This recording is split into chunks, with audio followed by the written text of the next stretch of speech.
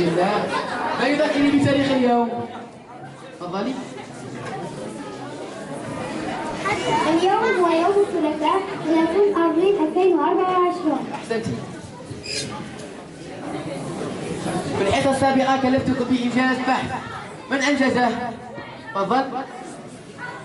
لقد حصلنا على وظيفتي أن البحث على شبكة القطيع تكون وحدته حول شمس الأجداد من ماء 1945 وبطل بحثنا هو 6 ساعات.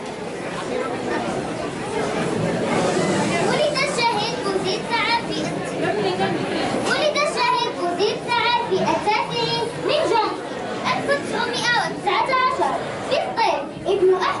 ابن أحمد ونوارة نشأ وسط عائلة بسيطة، وكان أبوه فلاحا وأمه ماكنة في البيت.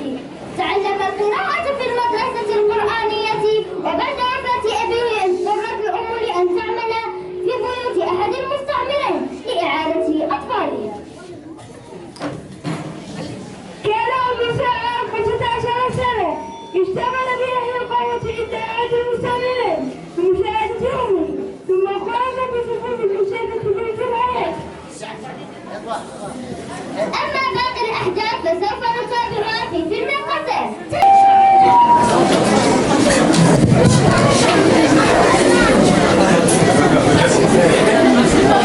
صباح الخير يا عمار. صباح النور. هل من فطور أنا جائعة؟